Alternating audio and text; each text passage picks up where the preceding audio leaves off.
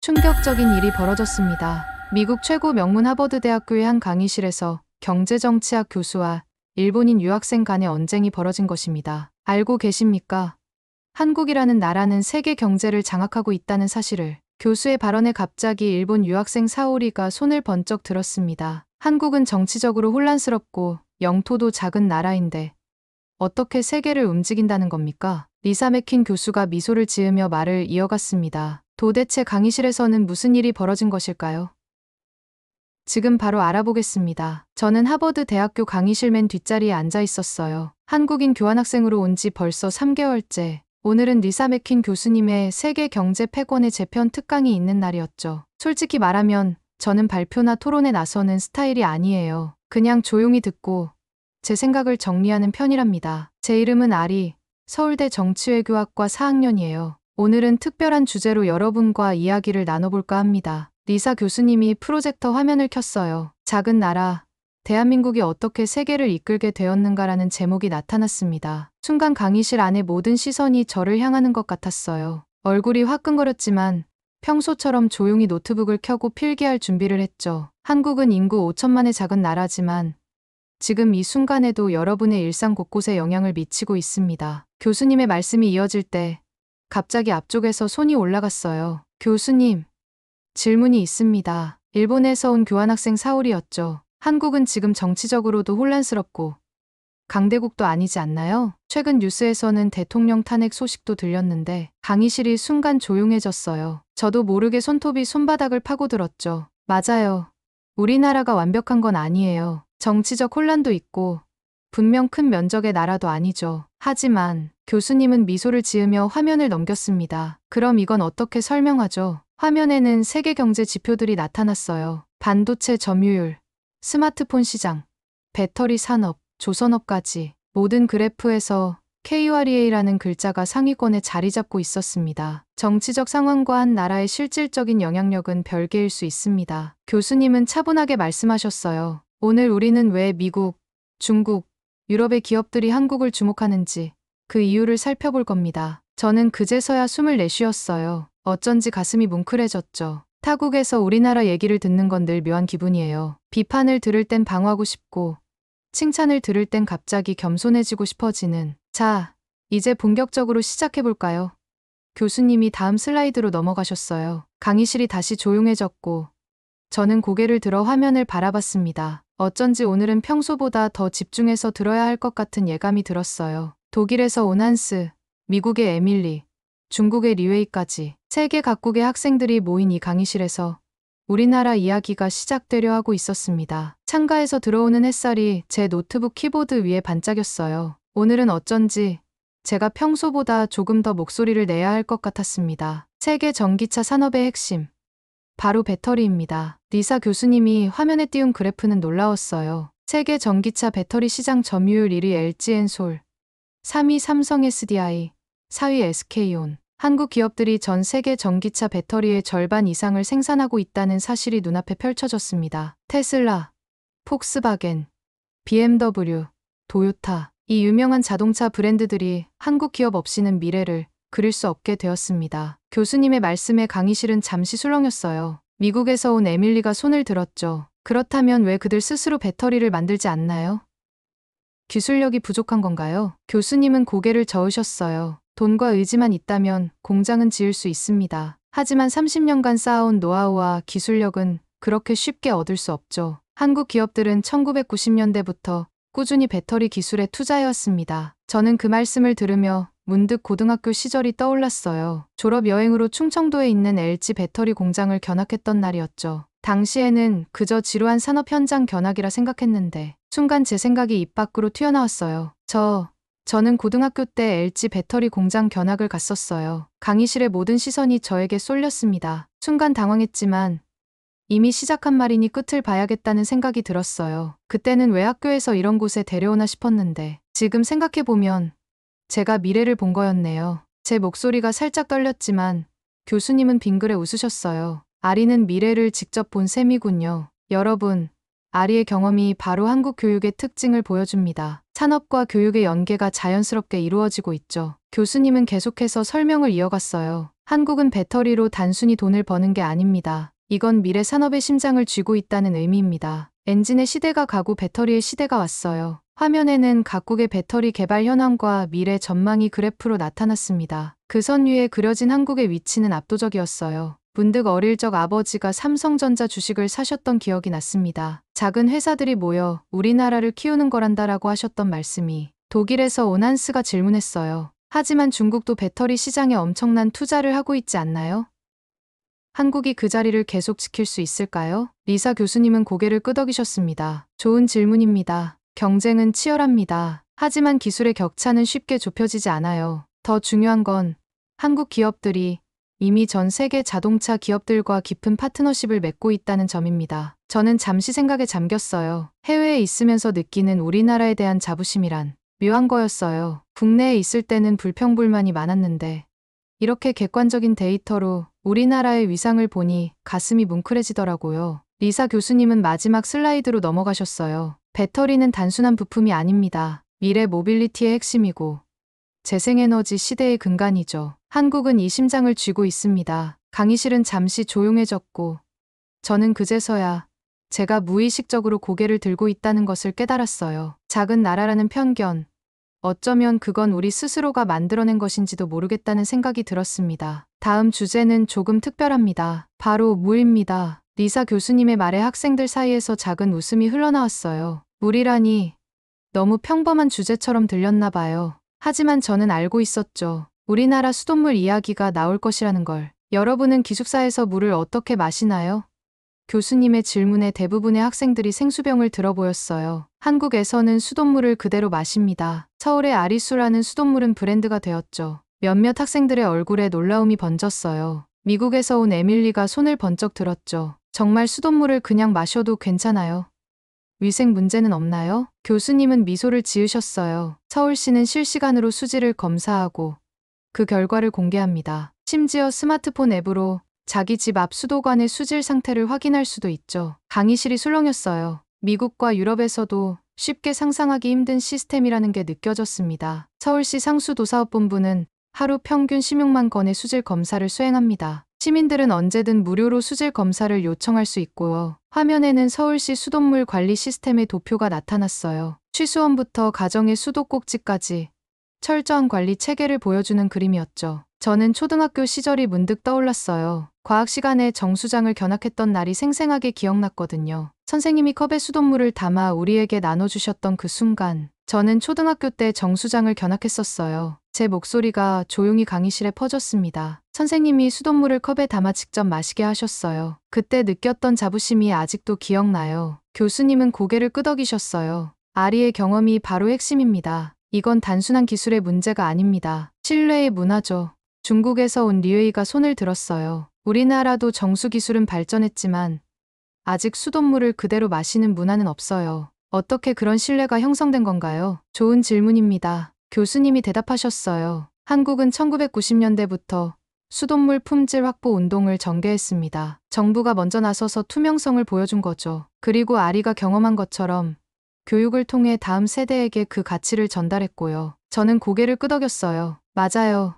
우리는 어릴 때부터 물의 중요성을 배웠던 것 같아요. 그게 당연한 줄 알았는데 이렇게 하버드 강의실에서 특별한 사례로 소개되니 새삼 놀라웠죠. 한 나라의 선진화 정도는 종종 물로 판단할 수 있습니다. 교수님이 말씀하셨어요. 시민들이 수돗물을 믿고 마실 수 있다는 건 그만큼 사회 시스템이 투명하고 효율적으로 작동한다는 의미니까요. 저는 문득 서울에 있는 우리 집이 그리워졌어요. 밤늦게 공부하다 주방에 가서 수돗물 한 잔 마시던 그 평범한 순간들이 이렇게 특별한 것이었다니. 일본에서 온 사오리가 조용히 물었어요. 한국의 물 관리 시스템을 다른 나라들도 배울 수 있을까요? 교수님은 고개를 끄덕이셨습니다. 이미 여러 나라에서 한국의 수돗물 관리 시스템을 벤치마킹하고 있습니다. 특히 개발도상국들에게는 중요한 모델이 되고 있죠. 강의실이 조용해졌어요. 어쩌면 그들은 지금 평소에 당연하게 생각했던 물에 대해 다시 생각하고 있는지도 모르겠습니다. 저도 마찬가지였으니까요. 작은 것에서 시작되는 큰 변화. 그게 바로 우리나라의 모습이 아닐까 싶었어요. 이제 우리는 현대 문명의 핵심으로 이동하겠습니다. 바로 반도체입니다. 리사 교수님이 화면을 전환하자 세계 반도체 시장 점유율 그래프가 나타났어요. 메모리 반도체 부문에서 삼성전자와 SK하이닉스가 차지하는 비율은 압도적이었죠. 두 회사를 합치면 세계 메모리 시장의 70% 이상을 차지한다는 사실에 강의실 전체가 놀라는 듯했어요. 여러분의 스마트폰, 노트북, 자동차, 심지어 냉장고까지 모든 전자기기에 두뇌라 할 수 있는 반도체. 이 시장에서 한국은 독보적인 위치를 차지하고 있습니다. 교수님의 말씀에 중국에서 온 리웨이가 손을 들었어요. 그의 표정은 다소 도전적이었죠. 하지만 중국도 빠르게 반도체 기술을 발전시키고 있습니다. 몇 년 안에 한국을 따라잡을 수도 있지 않을까요? 교수님은 고개를 저으셨어요. 반도체 산업은 단기간에 성장할 수 있는 분야가 아닙니다. 30년을 쌓은 기술력은 돈으로 살 수 없어요. 공장은 지을 수 있지만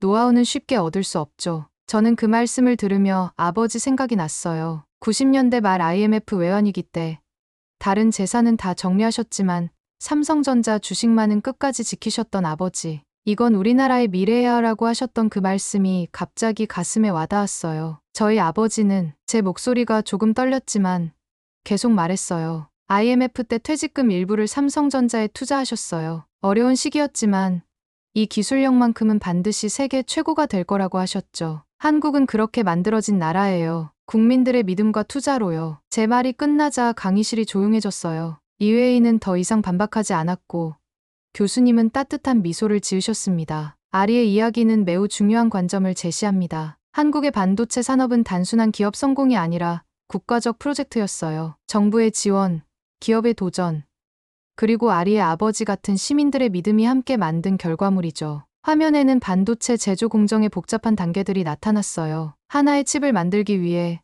수백 개의 정밀한 공정이 필요하다는 걸 보여주는 도표였죠. 반도체는 현대 문명의 기반입니다. 인공지능, 자율주행, 우주 탐사, 모든 첨단 기술의 근간이죠. 그리고 한국은 그 중심에 서 있습니다. 미국에서 온 에밀리가 손을 들었어요. 한국이 이런 기술력을 갖추게 된 특별한 이유가 있나요? 다른 나라들도 똑같이 투자했을 텐데요. 교수님은 잠시 생각하시더니 대답하셨어요. 한국은 천연자원이 거의 없는 나라입니다. 유일한 자원은 사람이었죠. 그래서 교육과 기술 개발에 모든 것을 걸었어요. 위기가 올 때마다 더 높은 기술로 도약했고요. 저는 그 말씀을 들으며 가슴이 뭉클해졌어요. 우리 부모님 세대가 겪었던 고난과 도전, 그리고 그들이 우리에게 물려준 유산. 그게 바로 지금 세계가 주목하는 한국의 기술력이라는 생각이 들었어요. 독일에서 온 한스가 질문했어요. 한국 반도체 기업들은 어떻게 지속적으로 혁신할 수 있나요? 업계 1위가 되면 보통 안주하게 되는데요. 좋은 질문입니다. 교수님이 대답하셨어요. 한국 기업들은 초격차 전략을 구사합니다. 단순히 1등이 아니라 2등이 절대 따라올 수 없는 격차를 만드는 거죠. 이를 위해 매년 수십조 원을 R&D에 투자합니다. 저는 고개를 끄덕였어요. 뉴스에서 자주 들었던 초격차라는 단어가 이제야 진짜 의미로 다가왔죠. 세계 무대에서 싸우기 위한 우리만의 전략이었던 거예요. 반도체는 한 나라의 운명을 좌우할 수 있습니다. 교수님의 말씀이 강의실에 울려 퍼졌어요. 현대 전쟁에서도, 경제에서도, 우주 개발에서도 반도체는 필수적입니다. 한국은 이 핵심 자원을 확보한 몇 안 되는 나라 중 하나죠. 저는 문득 어릴 적 기억이 떠올랐어요. 초등학교 사회 시간에 우리나라는 자원이 부족해요라고 배웠던 그 순간들. 하지만 지금 이 강의실에서 저는 우리나라가 가장 중요한 자원을 가진 나라라는 사실을 깨닫고 있었습니다. 반도체라는 현대 문명의 두뇌를 만드는 기술력을요. 강의실은 다시 조용해졌고 리사 교수님은 다음 주제로 넘어갔습니다. 하지만 저는 여전히 그 반도체 그래프에 시선이 고정되어 있었어요. 세계 지도에서는 작게 보이는 우리나라가 이 그래프에서는 그렇게 크게 보였다는 사실이 신기했습니다. 이제 우리 모두에게 가장 중요한 주제로 넘어가 보겠습니다. 바로 의료 시스템입니다. 리사 교수님의 말씀에 강의실의 분위기가 순간 진지해졌어요. 건강은 국적을 불문하고 모두에게 중요한 문제니까요. 여러분, 병원에 가서 진료를 받고 집에 오기까지 보통 얼마나 걸리나요? 미국에서 온 에밀리가 첫 번째로 대답했어요. 최소 반나절이요. 예약하고도 1시간은 기다려야 하고 검사 결과는 며칠 뒤에 알 수 있어요. 교수님은 고개를 끄덕이셨어요. 한국의 의료 시스템은 조금 다릅니다. 당일 진료, 당일 검사, 당일 처방이 기본이죠. 화면에는 한국 의료 시스템의 특징을 보여주는 도표가 나타났어요. MRI, CT 같은 고가 의료 장비 보유율, 대기 시간, 의료비 비교 등이 각국과 함께 제시되었죠. 한국은 인구당 MRI,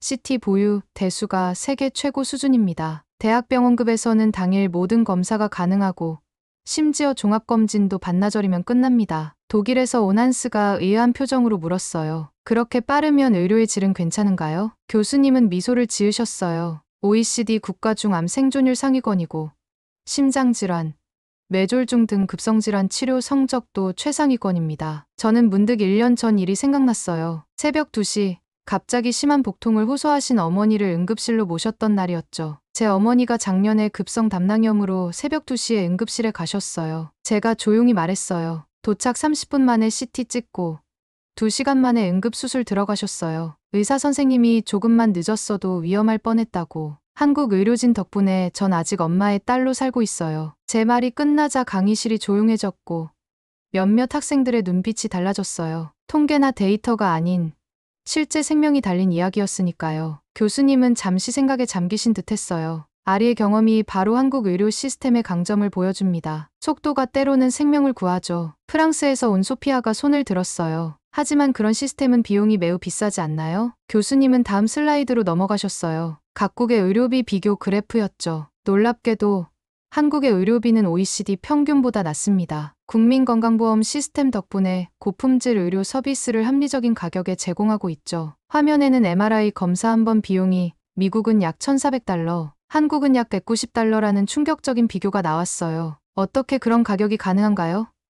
에밀리가 놀란 표정으로 물었어요. 국가 단일 보험자 시스템의 강력한 협상력, 그리고 높은 의료 장비 가동률 덕분입니다. 한국 병원들은 하루 16시간 이상 의료 장비를 가동하는 경우가 많아요. 저는 고개를 끄덕였어요. 외국에 있으면서 가장 두려운 것 중 하나가 아프게 되는 거였으니까요. 한국처럼 빠르고 저렴하게 치료받을 수 없다는 불안감이 항상 있었어요. 한국의 의료 시스템은 아픈 사람에게 먼저 손을 내민다는 철학에 기반합니다. 교수님이 말씀하셨어요. 응급환자는 신원 확인 없이도 먼저 치료하고 모든 국민이 기본적인 의료 서비스를 받을 수 있도록 하죠. 중국에서 온 리웨이가 물었어요. 그럼 한국 의사들의 수입은 어떤가요?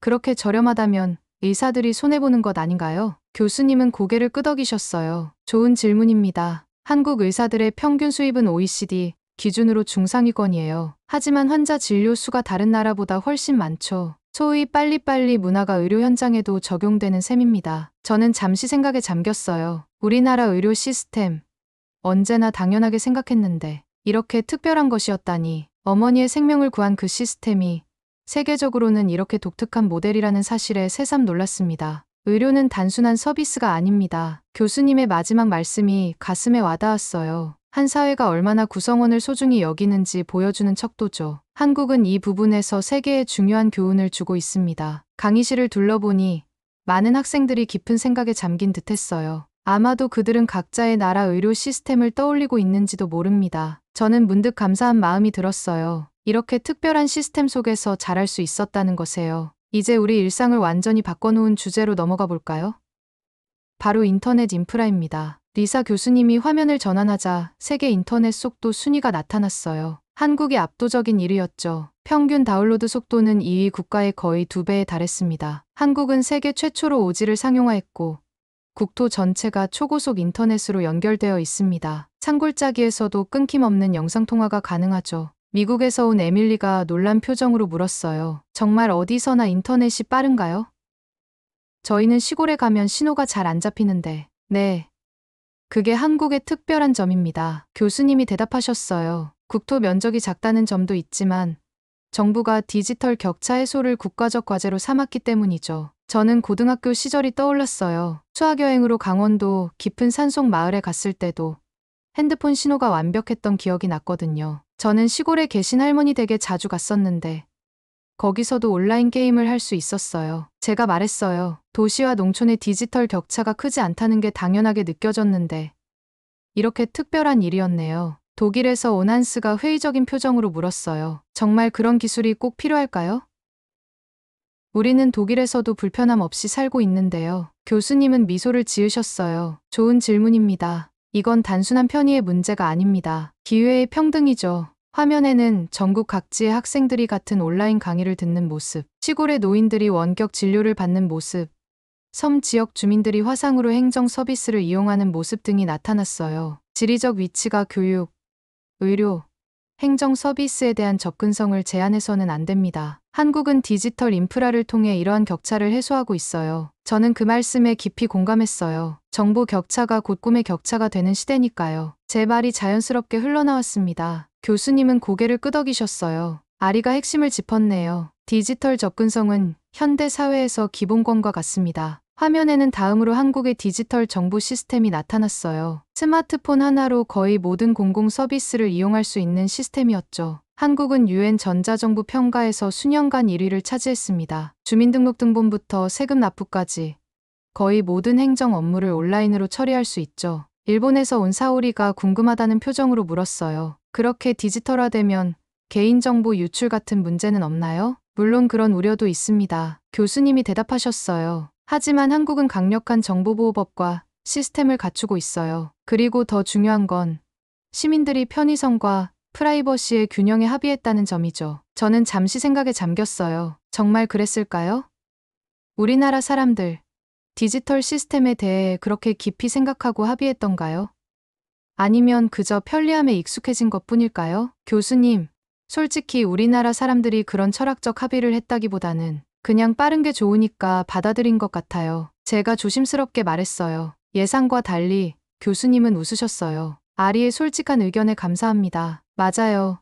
때로는 편의성이 철학적 논쟁보다 더 강력한 동력이 되기도 하죠. 하지만 결과적으로 한국은 디지털 혁신의 최전선에 서게 되었습니다. 프랑스에서 온 소피아가 손을 들었어요. 한국의 이런 디지털 인프라가 코로나 팬데믹 때 도움이 됐다고 들었어요. 사실인가요? 교수님은 고개를 끄덕이셨습니다. 절대적으로 맞습니다. 한국의 K방역이 성공할 수 있었던 배경에는 탄탄한 디지털 인프라가 있었어요. 접촉자 추적, 정보 공유, 원격 의료 상담 모두 이 시스템 위에서 가능했죠. 저는 코로나 시기를 떠올렸어요. 확진자 동선이 실시간으로 공유되고 QR코드로 출입 기록을 남기고 심지어 자가격리자 관리 앱까지 그 모든 것이 우리의 일상적인 디지털 환경 위에 자연스럽게 구축될 수 있었던 거죠. 한국의 디지털 혁신은 계속되고 있습니다. 교수님이 말씀을 이어가셨어요. 인공지능, 블록체인, 메타버스. 이 모든 첨단 기술의 실험장이 되고 있죠. 강의실은 다시 조용해졌고 저는 새삼 우리나라의 이런 면모가 자랑스럽게 느껴졌어요. 빨리빨리 문화가 때로는 단점으로 지적되기도 하지만 디지털 혁신에 있어서는 강력한 무기가 되었다는 생각이 들었습니다. 렉 없는 온라인 게임, 버퍼링 없는 영상, 즉각적인 공공 서비스. 한국에서는 당연한 일상이 세계적으로는 이렇게 앞선 모습이라니 문득 서울에 있는 우리 집이 그리워졌어요. 다음은 사회적 안전에 관한 주제입니다. 리사 교수님이 말씀하셨어요. 세계 도시 안전 지수를 보여드리겠습니다. 화면에는 세계 주요 도시들의 범죄율과 안전 지수가 나타났어요. 서울은 아시아 1위, 세계 2위 안전한 도시로 표시되어 있었죠. 서울은 인구 1000만의 대도시임에도 불구하고 범죄율이 놀라울 정도로 낮습니다. 특히 여성과 어린이가 느끼는 체감 안전도는 세계 최고 수준이죠. 미국에서 온 에밀리가 즉시 손을 들었어요. 정말 밤에 지하철 타도 안 무서워요?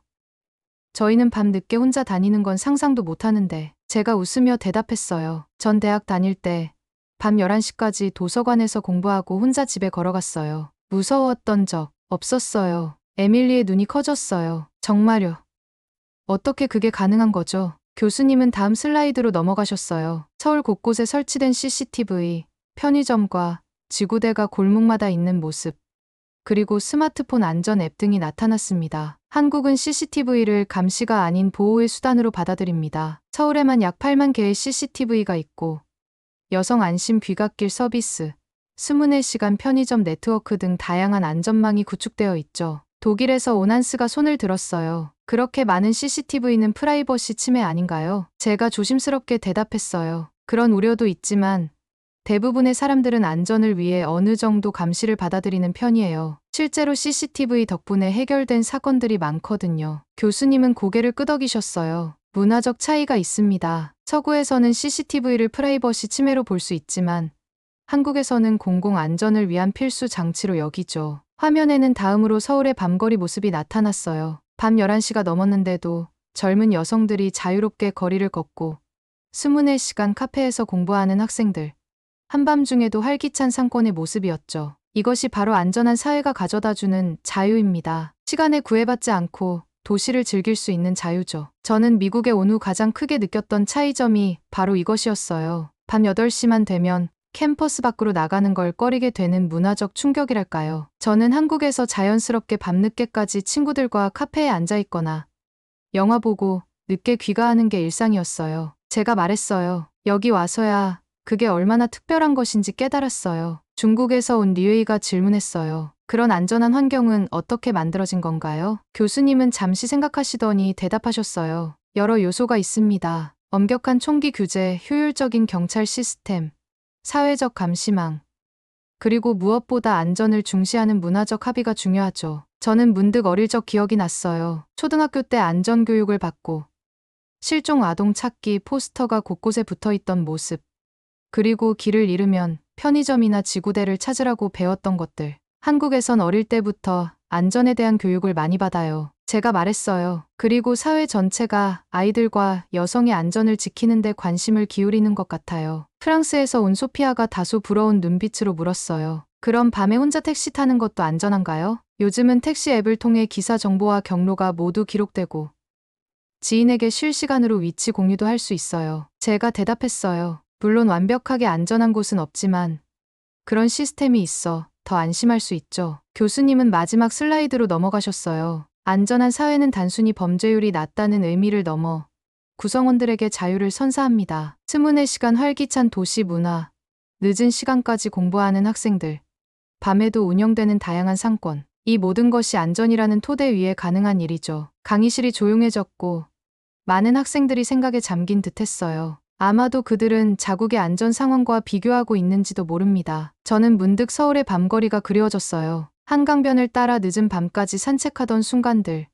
친구들과 밤샘 공부 후 새벽에 걸어 귀가하던 기억들, 그 모든 것이 안전이라는 특권 위에서 가능했다는 사실을 이제야 깨닫게 된 것 같아요. 사실 한국에 있을 때는 그게 당연한 줄만 알았는데 이제는 그것이 얼마나 소중한 가치인지 마음 깊이 느끼게 되었습니다. 마지막 주제로 이동하겠습니다. 바로 시간에 관한 이야기입니다. 리사 교수님이 화면을 전환하자 한국의 KTX와 통합교통 시스템에 관한 정보가 나타났어요. 서울에서 부산까지 2시간 15분, 평균 지연 시간 30초 미만. 세계에서 가장 정확한 고속철도 중 하나가 바로 한국의 KTX입니다. 화면에는 KTX 노선도와 함께 각 구간별 소요 시간이 표시되어 있었어요. 서울대전 50분, 서울대구 1시간 40분, 서울 부산 2시간 15분. 한국은 국토 면적이 작다는 이 점도 있지만 시간을 관리하는 시스템이 놀랍습니다. 교수님이 말씀하셨어요. KTX만이 아니라 지하철, 버스, 택시까지 모든 교통수단이 하나의 앱으로 연결되어 있죠. 독일에서 온 한스가 손을 들었어요. 독일도 IC 고속철도가 있지만 지연이 많은 편입니다. 한국은 어떻게 그렇게 정확한 운행이 가능한가요? 교수님은 다음 슬라이드로 넘어가셨어요. 철도 관제 시스템과 유지보수 체계를 보여주는 도표였죠. 한국은 철도 인프라에 지속적으로 투자하고 빅데이터를 활용한 예방적 유지보수 시스템을 갖추고 있습니다. 5분 이상 지연되면 대국민 사과를 하는 문화도 한몫하고 있고요. 저는 문득 대학 시절이 떠올랐어요. 대전에 사는 친구와 주말마다 만났던 기억이요. 제 친구가 대전에 살았는데 서울에서 아침 모임은 당연한 거였어요. 제가 말했어요. KTX 타고 50분이면 도착하니까 마치 옆 동네 가는 것처럼 느껴졌죠. 미국에서 온 에밀리가 놀란 표정으로 물었어요. 정말요? 우리는 다른 주에 가려면 최소 하루를 잡아야 해요. 한국은 시간을 단축하는 기술로 삶의 질을 바꿨습니다. 교수님이 말씀하셨어요. 국토가 좁다는 것은 약점이 아니라 효율적인 연결성을 위한 장점이 될 수 있죠. 화면에는 다음으로 통합교통카드 시스템이 나타났어요. 하나의 카드로 전국 어디서나 지하철, 버스, 택시까지 이용할 수 있는 시스템이었죠. 한국의 교통카드는 단순한 결제 수단이 아닙니다. 교통 데이터를 수집하고 최적의 노선을 설계하며 실시간으로 교통 흐름을 관리하는 도구죠. 중국에서 온 리웨이가 질문했어요. 중국도 고속철도가 발달했지만 한국만의 특별한 점은 무엇인가요? 교수님은 잠시 생각하시더니 대답하셨어요. 규모보다 정밀함이죠. 한국은 작은 국토를 최대한 효율적으로 연결하는 데 집중했습니다. 그리고 무엇보다 모든 교통수단을 하나로 통합했다는 점이 큰 차이예요. 저는 고개를 끄덕였어요. 정말 그랬어요. 서울에서는 지하철에서 내려서 버스로 갈아타는 것이 너무나 자연스러웠고 심지어 환승 할인까지 자동으로 적용되었죠. 한국에서는 스마트폰 하나로 전국 어디든 갈 수 있어요. 제가 말했어요. 교통앱이 실시간으로 최적 경로를 알려주고 택시도 부르고 심지어 자전거 대여까지 연결해 주니까요. 프랑스에서 온 소피아가 관심 있게 물었어요. 그런 시스템이 환경에도 도움이 되나요? 절대적으로 그렇습니다. 교수님이 대답하셨어요. 효율적인 대중교통은 자가용 사용을 줄이고 탄소 배출을 감소시키죠. 한국의 대중교통 이용률은 세계 최고 수준입니다. 저는 미국에 와서 가장 불편했던 점이 바로 교통이었다는 생각이 들었어요. 차 없이는 아무 데도 갈 수 없고 버스는 정확한 시간에 오지 않고 교통수단 간 연결도 원활하지 않았으니까요. 한국은 시간을 가장 중요한 자원으로 여깁니다. 교수님의 말씀이 이어졌어요. 교통 시스템을 통해 시민들의 시간을 절약하고 그렇게 절약된 시간으로 더 풍요로운 삶을 살 수 있게 하는 거죠. 강의실은 다시 조용해졌고 저는 생각에 잠겼어요. 우리나라 사람들이 항상 바쁘게 살아가는 모습, 빨리빨리 문화, 그리고 시간에 민감한 성격, 그것이 어쩌면 이런 효율적인 시스템을 만들어낸 원동력이 아니었을까요? 자, 이것으로 오늘의 강의를 마치겠습니다. 리사 교수님이 마지막 슬라이드로 넘어가셨어요. 화면에는 왜 세계는 한국을 주목하는가라는 제목이 나타났습니다. 이 모든 걸 가능하게 한 건 기술도 돈도 아닌 국민의 단결력입니다. IMF 금 모으기 운동부터 K방역까지 한국은 위기 속에서 더 강해지는 DNA를 가진 나라입니다. 교수님의 말씀을 들으며 저는 문득 눈시울이 뜨거워지는 것을 느꼈어요. 타국에서 우리나라의 가치를 이렇게 객관적으로 그리고 따뜻하게 평가받는 것이 왠지 감동적이었거든요. 강의가 끝나고 학생들이 하나둘 자리에서 일어났어요. 몇몇은 저에게 다가와 질문을 했고 저는 최대한 친절하게 대답해 주려 노력했습니다. 아리, 정말 놀라운 나라에서 왔네요. 에밀리가 말했어요. 언젠가 꼭 한국에 가보고 싶어요. 저는 미소를 지었어요. 언제든 환영이에요. 저희 나라가 완벽하진 않지만 정말 사랑할 만한 가치가 있는 곳이니까요. 강의실을 나서는 길, 리사 교수님이 저를 불러 세웠어요. 아리, 오늘 강의에 큰 도움이 됐어요. 진심으로 감사합니다. 저는 고개를 숙였어요. 아니에요, 교수님. 제가 오히려 감사드려요. 저도 다시 한번 우리나라의 가치를 깨닫게 되었으니까요. 하버드 캠퍼스를 걸으며 저는 생각했어요. 저는 특별한 사람이 아니에요. 다만 한국에서 자랐고 그 속에서 배운 거죠. 이 나라의 진짜 힘은 평범한 우리 모두에게 있어요. 여러분, 오늘의 이야기는 어떠셨나요? 이 영상이 마음에 드셨다면 좋아요와 구독 부탁드려요. 그리고 여러분이 생각하는 한국의 자랑스러운 점은 무엇인지 댓글로 알려주세요. 많은 분들과 함께 우리나라의 가치를 나누고 싶습니다. 다음 영상에서 더 좋은 내용으로 찾아뵐게요. 감사합니다.